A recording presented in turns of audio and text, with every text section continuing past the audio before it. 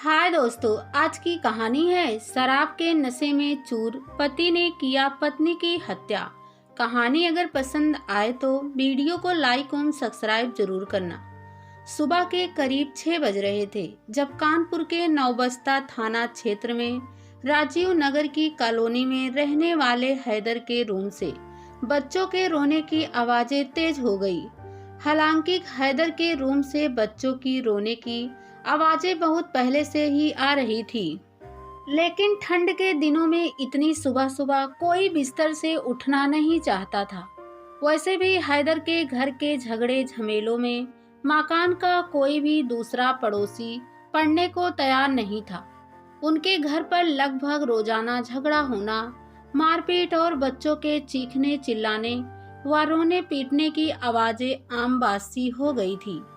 कुछ ही देर में बच्चों के रोने की आवाजें इतनी तेज हो गई कि अब लोगों की आंखों की नींद टूटने लगी थी।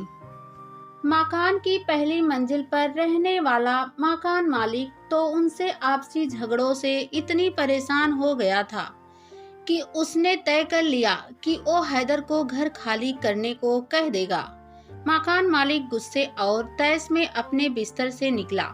अपने कमरे से निकलते हुए उसने अपने पैरों में चप्पल डाली और तेजी से भागता हुआ सीढ़ियां चढ़कर दूसरी मंजिल पर हैदर के कमरे का दरवाजा खटखटाते हुए बोला, हैदर जल्दी बाहर निकल। तुम लोगों का हर दिन का ये ड्रामा अब मैं नहीं सह सकता। जल्दी निकल, तेरा इलाज तो मैं आज करता हूँ।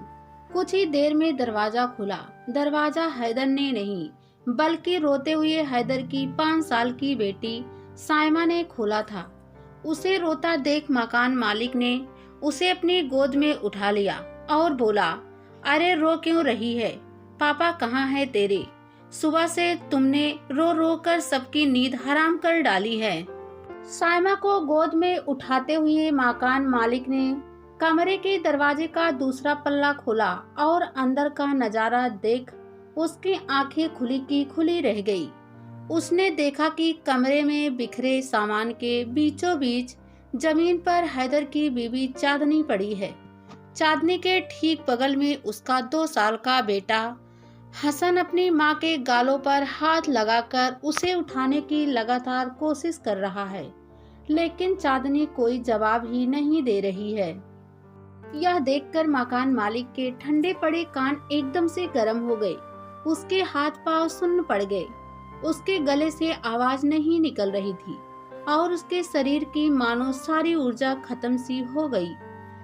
बड़ी हिम्मत जुटाकर मकान मालिक अपनी गोद में साइमा को उठाकर कमरे में दाखिल हुआ और बिखरे सामान को अपने पैरों से हटाकर कदमों के आगे बढ़ाया। जैसे जैसे वह चांदनी की ओर आगे बढ़ता जा रहा था, वैसे वैसे उसके पैरों की हड्डियां मानो लचीली होती जा रही थी।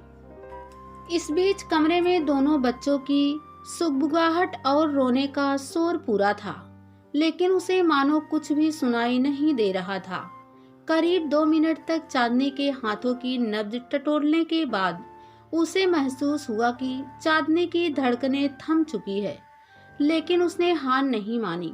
उसने अपने कानों को चांदनी की नाक के पास ले जाकर चेक किया, चांदनी की सांस चल रही है या नहीं। मकान मालिक यह मंजर देखकर इतना डर गया कि उसने फिर से एक बार चांदनी की नब्ज दबाई, लेकिन उसे असफलता ही हाथ लगी। जब उसके मन ने यह मान लिया कि चांदनी मर चुकी है, तो डरे सहमे मकान मालिक ने कमरे में मौजूद 2 साल के हसन को अपनी गोद में उठाया और साइमा का हाथ पकड़कर उन्हें कमरे से बाहर लेकर निकला और मकान में जोर से शोर मचाया। देखते ही देखते हैदर के कमरे के सामने मकान में रहने वाले सभी किराएदारों का झुंड लग गया।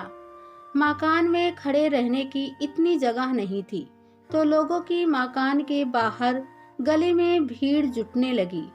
इस बीच मकान मालिक ने फोन कर स्थानीय पुलिस को इस घटना की सूचना दे दी और सभी पुलिस के आने का इंतजार करने लगे।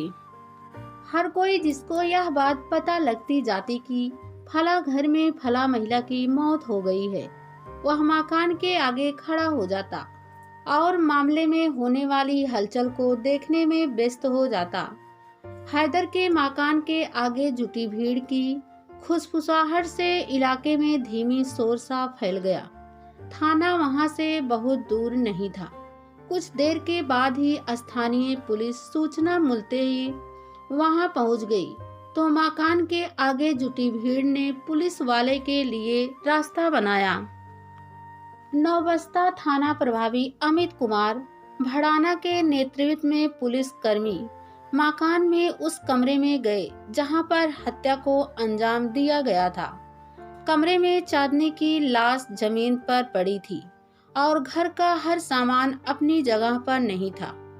कमरे का माहौल इतना अस्त व्यस्त था कि घटना स्थल को सही से समझने में पुलिस कर्मियों को काफी समय लग गया। पुलिस की टीम ने देखा कि कमरे में ऊपर टंगे हुए पंखे की पंखुड़ियां नीचे की ओर मुड़ी हुई थी। लाश के पास ही चांदनी का दुपट्टा भी मौजूद था। यह देख कोई भी यह अंदाजा लगा सकता था कि हत्या को अंजाम पीड़िता को फांसी पर लटका कर दिया गया था। देरी न करते हुए मौके पर पहुंची पुलिस टीम ने चांदनी की लाश को पास के सरकारी अस्पताल में पोस्टमार्टम के लिए भेज दिया। इसके साथ ही घटनास्थल से पुलिस टीम ने फोरेंसिक टीम की मदद लेकर सभी जरूरी सबूतों को इकट्ठा कर लिया। यह सब करने के बाद अब बारी थी पूछताछ की। थाना प्रभारी ने अपनी टीम की सहायता लेकर मामले को समझने के लिए मकान मालिक समेत सहित सभी किराएदार से हैदर और चांदनी के बारे में पूछताछ की। इसके साथ ही पुलिस ने चांदनी के रिश्तेदार जिसमें उसका भाई अब्दुल माजिद जो कानपुर के बाबूपुरवा में रहता था को इस घटना की सूचना दी और जल्द से जल्द राजीव नगर अपनी बहन के घर पर आने को कहा। पूछताछ के दौरान मकान मालिक और मकान में रहने वाले सभी किराएदारों ने पुलिस को बताया कि हैदर और चांदनी के बीच लगभग हर दिन झगड़े होते रहते थे। हैदर पेशे से पेंटर था और कोविड की वजह से उसके काम पर काफी असर पड़ा था। इन दिनों उसका काम थोड़ा बहुत बढ़ा था, जिसके बाद ही वह मकान मालिक को किराए के पैसे दे पाया था। जब पुलिस ने उनके बीच झगड़ों की वजह पूछी तो पता चला कि हैदर हर रात को दारू पीकर घर आता था और वह घर के खर्चों के लिए चांदनी को पैसे भी नहीं देता था। इसलिए चांदनी घर के खर्चों के लिए घर पर ही पतंग बनाने का काम किया करती थी और उसी से ही बच्चों की जरूरतें पूरी किया करती थी। हर किसी से पूछताछ करने के बाद पुलिस ने चांदनी और हैदर के बच्चों का रुख किया। हालांकि बच्चे उस समय भी लगातार रो ही रहे थे।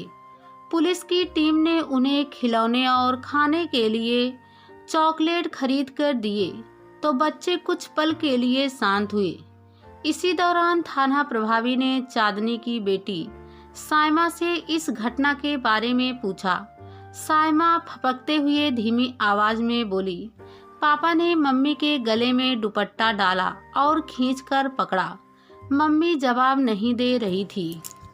यह सुनकर थाना प्रभारी चौंकने हो गए और साइमा से इस बारे में थोड़ा और खुलकर बताने के लिए कहा। साइमा थाना प्रभारी को कुछ भी बताने से काफी डर रही थी। थाना प्रभारी उस छोटी बच्ची के डर को साफ महसूस कर रहे थे, इसलिए उन्होंने साइमा के डर को दूर करने के लिए उसे अपने विश्वास में लेकर थोड़ी दूर आए। वह साइमा से बोले, बेटा डरने की जरूरत नहीं है, हम हैं ना यहाँ पर। जो कुछ हुआ उसे बिना डरे बताओ, तुम्हें कोई कुछ नहीं कहेगा। रोते हुए साइमा को थाना प्रभारी की बात सुनकर थोड़ा अच्छा महसूस हुआ तो उसने जवाब दिया, पापा ने बोला कि अगर किसी को इस बारे में बताया तो वह हमें भी मम्मी की तरह मार डालेंगे। यह सुनकर थाना प्रभारी के कान खड़े हो गए। उन्होंने साइमा को फिर से भरोसा दिलाया कि उसे कुछ नहीं होगा। अगर वो सब कुछ सच सच बता देगी तो वह उसकी मम्मी के कातिल को सजा दिला पाएंगे। साइमा को थाना प्रभारी की बातों पर भरोसा हो गया तो उसने कहा, पापा की मम्मी से कल रात को भी लड़ाई हुई थी। पापा दारू पीकर आए थे और मम्मी को पैसे देने के लिए बोल रहे थे। कल रात को भी पापा ने मम्मी को मारा था। उसके हाथ पर चोट आई थी कल रात को। आज सुबह भी उसके बीच झगड़ा हुआ था। पापा काम के लिए सुबह निकलने वाले थे और मम्मी से पैसे मांग रहे थे। मम्मी ने पैसे नहीं दिए तो पापा ने गुस्से में मम्मी के गले में उनका दुपट्टा डाला और कस दिया। उसके बाद मम्मी कुछ नहीं बोली। जब पापा ने मम्मी के गले में उनका दुपट्टा डाला था तो मैं और मेरा छोटा भाई पापा के सामने हाथ जोड़कर रो रहे थे कि मम्मी को छोड़ दीजिए पापा। लेकिन पापा ने तब तक मम्मी को नहीं छोड़ा जब तक मम्मी ने बोलना बंद नहीं किया था। ऐसा करने के बाद पापा ने मेरा गला पकड़ लिया और जोर से दबा दिया और मुझसे बोले कि अगर मैंने किसी को भी इसके बारे में बताया तो वह मुझे भी मम्मी की तरह चुप करा देंगे। अंकल, मुझे डर लग रहा है। अब क्या पापा सही में मुझे मम्मी की तरह चुप करवा देंगे? यह सब सुनकर थाना प्रभारी की आंखें खुली रह गई। 5 साल की बच्ची ने पूरा किस्सा पुलिस को बता दिया था, लेकिन थाना प्रभारी के मन में अभी भी एक अहम सवाल बना हुआ था कि हैदर ने चांदनी की हत्या क्या सिर्फ पैसों की वजह से की होगी। इस सवाल का जवाब उन्हें चांदनी के भाई अब्दुल माजिद से मिला, जो साइमा से पूछताछ के दौरान ही अपने कुछ और करीबी रिश्तेदारों के साथ राजीव नगर पहुंचा था। अब्दुल माजिद ने थाना प्रभारी को बताया कि हैदर और चांदनी की शादी 8 साल पहले कानपुर में ही हुई थी। उस समय हैदर पेंटिंग का काम किया करता था और ठीक ठाक कमाता था, लेकिन जब से कोविड की शुरुआत हुई और सबके काम धंधे ठप पड़ गए तो वह भी घर पर बैठ गया। लेकिन लॉकडाउन के उन दिनों में भी वह घर से निकलता था और अड़ोस पड़ोस के लफंगियों के संग 2 पैसे कमाने के मकसद से जुआ खेलने लगा था। लेकिन जुए में वह पैसे कमाने की जगह पैसे गंवाने लगा और धीरे धीरे उसने अपनी पूरी जमा पूंजी जुए में गंवा दी। इन सब के लिए चांदनी उसे बहुत टोका करती थी और जुआ खेलने को लेकर उससे झगड़े करती थी, लेकिन वह नहीं माना। हार मानकर चांदनी ने घर खर्च चलाने के लिए पतंग बनानी शुरू कर दी। चांदनी दिन भर घर के काम, बच्चों की देखरेख और पतंग बनाने में व्यस्त रहने लगी और उनके आपस के झगड़े भी कम होने लगे। झगड़े कम होने की वजह से हैदर को सुकून तो मिला, लेकिन उसके मन में चांदनी को लेकर शक पैदा होने लगा कि कहीं उसकी बीवी गलत काम करके पैसा तो नहीं जोड़ रही है। जैसे तैसे दिन बीतते जाते हैदर के मन का शक भी बढ़ता ही जाता। कुछ समय बाद जब देश में कोविड से हालात सामान्य हुई और हैदर का पेंटिंग का काम फिर से चालू हुआ तो हैदर भी पूरा दिन घर से बाहर काम में लगाने लगा। हैदर ने शराब पीने की लत भी तभी से ही लगाई थी। धीरे धीरे उनके बीच फिर से पहले की तरह ही झगड़े होने शुरू हो चुके थे, लेकिन अब झगड़ा पैसों के लेकर नहीं बल्कि चांदनी के चरित्र को लेकर हुआ करता था। दरअसल हैदर को चांदनी पर इस बात का शक था कि चांदनी इस दुकानदार के लिए पतंग बनाने का काम करती है। शायद उसी के साथ ही उसके अवैध संबंध है। इस बात पर उनके बीच आए दिन झगड़ा होने लगा। इसी दौरान हैदर ने अपने शक्की दिमाग में चांदनी के लिए ना जाने क्या क्या ख्याल पैदा कर लिए और झगड़े मारपीट में बदल गए। चांदनी बच्चों की चिंता कर हैदर की मारपीट को सहन कर लिया करती और अपना काम जारी रखती, लेकिन एक रात को उनके बीच फिर से झगड़ा हुआ और अगली सुबह हैदर ने चांदनी को जान से मार दिया। इस पूरी घटना के बाद पुलिस ने फरार आरोपी हैदर के खिलाफ हत्या की धाराओं में मामला दर्ज कर लिया है और उसकी तलाश जारी है, लेकिन पुलिस आरोपी हैदर को अभी तक गिरफ्तार नहीं कर पाया।